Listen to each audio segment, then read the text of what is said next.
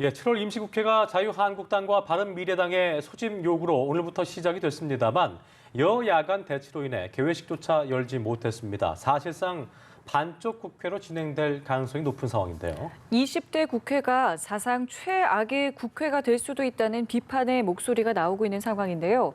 국회 연결해서 자세한 상황 들어보겠습니다. 곽준영 기자. 네, 오늘부터 7월 임시국회가 시작됩니다. 하지만 여야 간 의사일정 합의가 없다 보니 별도의 개회식이라든지 상임위 회의가 없는 이른바 반쪽 국회로 진행되는데요. 여야는 여전히 추경 처리와 원포인트 안보 국회를 입장차를 좁히지 못하고 있습니다. 민주당은 7월 회기 내에 추경 처리를 약속해야 일정 협의에 나설 수 있다는 입장입니다. 이해찬 대표는 추경은 타이밍이 생명이지만 일본 대응과 재난 복구를 위한 추경 처리는 이미 늦은 상황이라고 밝혔는데요. 조정식 정책위의장도 한국당이 협상 과정에서 계속 새로운 조건을 갖다 붙여 신뢰에 문제가 있다면서 원내대표나 책임 있는 선에서 신뢰 문제에 대한 확인이 있어야 한다고 말했습니다.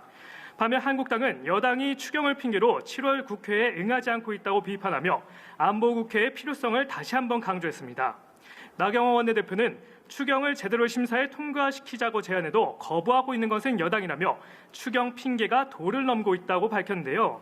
이어 안보 스톡홀름 증후군에 빠진 문재인 정권이 한미동맹과 한미일 삼각공조 붕괴의 위기마저 모르고 있다고 강조하며 상임위 차원의 안보 관련 현안 질의가 시급하다고 촉구했습니다. 바른미래당 오신환 원내대표도 여러 현안을 짚어볼 수 있는 안보 관련 상임위 개최가 필요하다고 한국당에 보조를 마쳤습니다. 이런 가운데 오후엔 여야 3당 교섭단체 원내대표 회동이 열릴 것으로 보이는데요. 나경원 원내대표는 원포인트 안보국회를 열어 중국과 러시아, 일본에 대한 규탄 결의안과 추경안을 동시에 처리할 것을 여당에 제안할 예정이라고 밝혔습니다. 이미 추경의 국회 체류가 96일째 이어지며 최장기간 계류 기록인 107일을 넘어설 가능성도 제기되는데요. 특히 3월 임시국회 마지막 본회의가 열린 4월 5일 이후 단 한 개의 법안도 통과시키지 못하면서 20대 국회가 사상 최악의 국회가 되는 거 아니냐는 비판의 목소리도 나오고 있습니다. 자, 그리고 일본의 경제 보복에 대응을 하는 초당적 비상협력기구가 이번 주에 출범한다고 하지요? 네, 그렇습니다. 말씀하신 대로 여야 5당이 참여하는 일본 수출 규제 대책 민관정 협의회가 이번 주 출범합니다. 이를 위해 오늘 오전 여야 5당의 실무진들의 협의도 있었는데요. 민주당 윤호중 사무총장은 회의 직후 기자들과 만나 이번 주 안에 1차 회의를 하고 협의회를 출범하기로 뜻을 모았다고 밝혔습니다.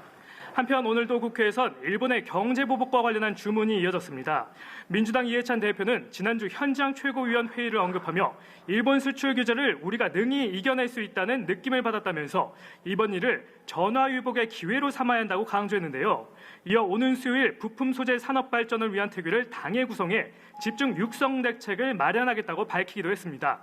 한국당 나경원 원내대표는 일본 정부를 향해 당장의 기싸움보단 경제안보적 질서와 미래를 봐야 한다며 통상보복을 풀고 대화에 나서야 한다고 촉구했는데요.